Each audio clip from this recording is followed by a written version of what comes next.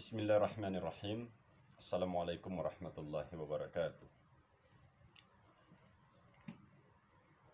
A'udzu billahi minasyaitonir rajim. Bismillahirrahmanirrahim. Syahidallahu annahu la ilaha illa huwa wal malaikatu wa ulul ilmi qa'imun bil qist.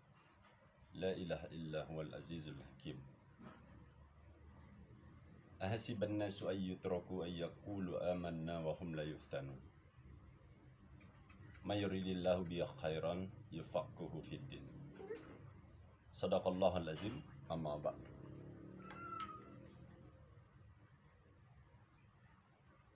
Pesibar mengaji tauhid. Mudah-mudahan kita semua semakin beriman kepada Allah dan semakin taat kepada Allah. Ayo hijrah. Ayo kita perbaiki keimanan kita kepada Allah dan ketakwaan kita kepada Allah Subhanahu wa taala. Kita mulai berusaha meninggalkan segala yang dilarang Allah dan berusaha melaksanakan segala yang diperintahkan oleh Allah Subhanahu wa taala. Kajian Pesibar mengaji tauhid. Ada 3 ilmu yang fardu ain yang harus kita bahas. Nanti kita ngaji urut. Yang pertama kali iman, yang kedua Islam, yang ketiga ihsan. Tauhid, fikih, tasawuf. Ada orang yang beriman, kata guru-guru, itu di dalam kehidupan dunianya dia susah merasakan manisnya iman, kebahagiaan di dunia dan kebahagiaan di akhirat. Tapi orang yang beriman pasti tempatnya di surga. Karena teks hadisnya begitu. Man qala la ilaha illallah dakhalal jannah. Man mata wa huwa ya'lamu annahu la ilaha illallah dakhalal jannah. Jadi barang siapa yang mengatakan la ilaha illallah pasti masuk surga. Dan barang siapa yang mati dalam hatinya meyakini tiada Tuhan yang hak disembah kecuali Allah, pasti masuk surga. Nah, itu tauhid. Usuluddin, ideologi. Iman, sederhananya iman. Kemudian yang kedua, fikih. Orang yang beriman itu pasti cirinya wa amilus sholihat. Maka pembahasannya Islam. Aturan-aturan Allah. Maka orang Islam itu diperintahkan sholat, diperintahkan puasa, zakat, mencari rezeki, menggauli istri dengan baik. Itu bahasan fikih. Kemudian yang ketiga, kalau hanya 2 saja, ini masih agak sedikit banyak problem, banyak masalah di dalam kehidupannya. Kenapa? Karena ilmu yang ketiga ini penting, harus kita bahas juga. Namanya, setelah mengkaji ilmu tauhid, fikih, tasawuf. Tasawuf itu akhlak, hati yang bersih. Karena bahaya jikalau kita iman, kemudian kita sudah taat melaksanakan perintah Allah, puasa sudah, mencari rezeki sudah, dan Anda mempunyai posisi yang lebih dari dia, kemudian dia bawahan Anda, tiba-tiba dia beli mobil yang lebih mewah dari Anda. Ketika hati kita tidak baik, ketika kita tidak punya akhlak, ini justru akan jadi masalah. Justru nanti kalau kita tidak mempelajari ilmu akhlak, akan berprasangka yang tidak bisa menuduh tetangga kita yang tadi membeli mobil lebih mewah dari kita. Padahal kita tidak pernah tahu apa dia punya kebun karet dan lain-lain. Maka qad aflaha man zakkaha. Maka beruntunglah orang-orang yang menyucikan jiwanya. Ini ilmu tasawuf ini, akhlak ini dipelajari setelah kita memahami hukum-hukum agama. Karena bahaya kalau kita hanya berbicara ihsan saja, akhlak saja, tanpa memahami hukum-hukum agama. Maka belajar tasawuf itu jangan nggak usah yang terlalu amat. Yang penting kita beriman, sudah taat sama Allah, dan hati kita menerima semua itu ketentuan Allah. Ya. Karena bahaya kalau sudah seperti itu. Kalau berlebih-lebihan. Ya sudah, kita mempelajari apa saja yang pernah kita pelajari dengan guru-guru kita.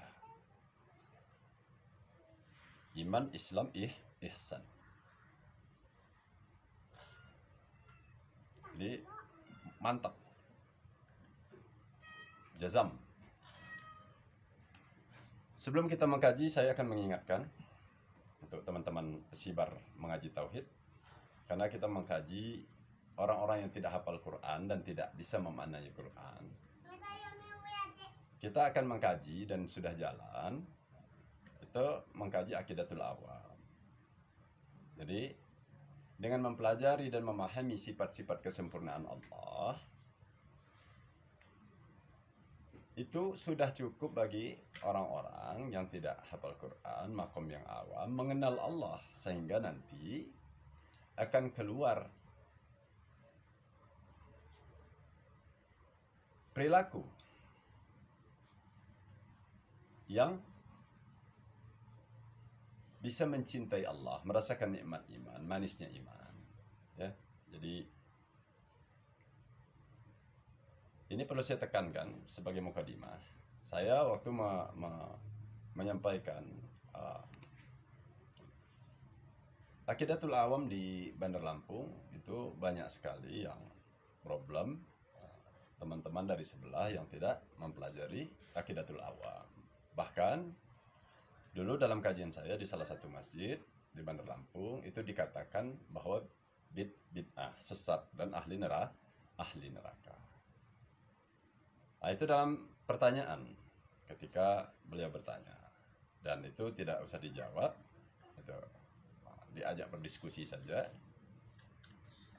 biar kita sama-sama memahami bahwa apapun metodenya, selagi ada yang pijakannya, ada ulamanya, itu nggak usah kemudian kita menyalahkan metodenya.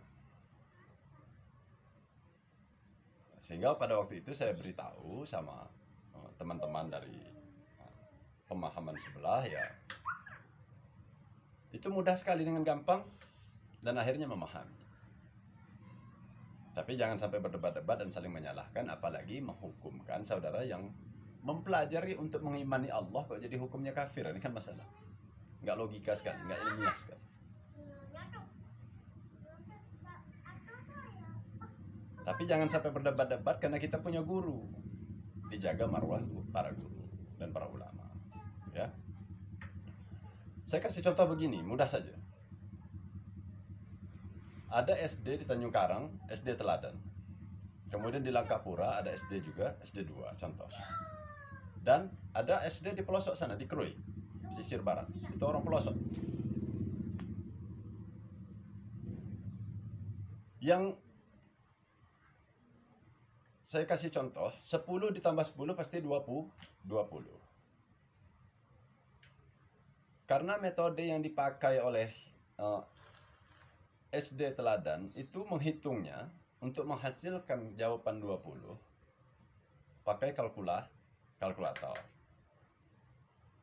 Kemudian yang di Langkapura itu pakai jari. 10 ditambah 10, 20. Dan yang di pelosok di Krui itu pakai lidi. Untuk mengetahui dan meyakini bahwa 10 tambah 10, 20 dan tidak salah, dia menggunakan lidi. Yang pakai kalkulator tidak salah, 10 tambah 10, 20. Yang pakai jari 10 tambah 10, 20. Dan yang pakai lidi 10 tambah 10, 20. Toh hanya hasilnya kan sama-sama 20 saja. Lalu ketika yang SD Teladan atau SD Langkapura yang memakai jari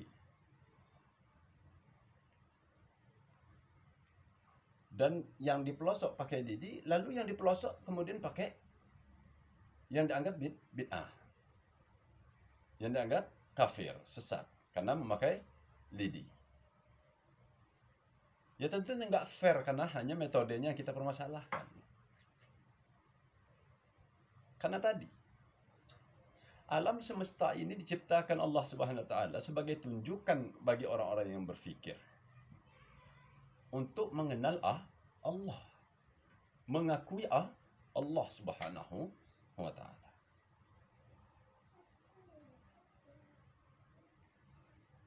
Lalu karena satu yang menghitung pakai kalkulator, sebilang satu pakai jari dan satu pakai lidi, lalu yang pakai lidi kemudian jadi kafir, bid'ah.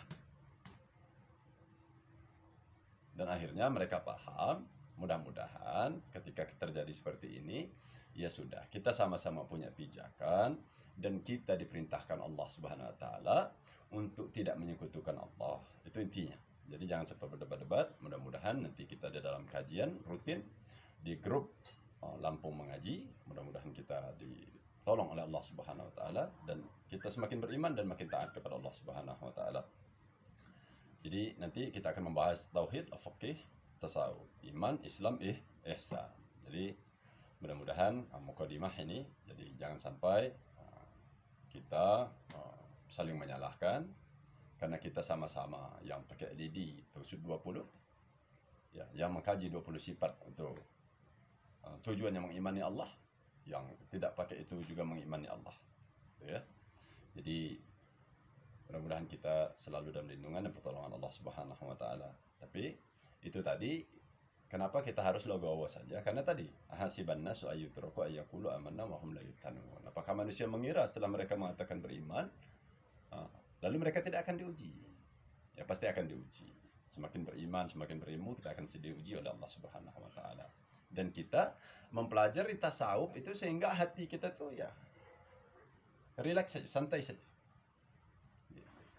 Kalau nggak pakai tasawuf tuh marah-marah, itu bahaya.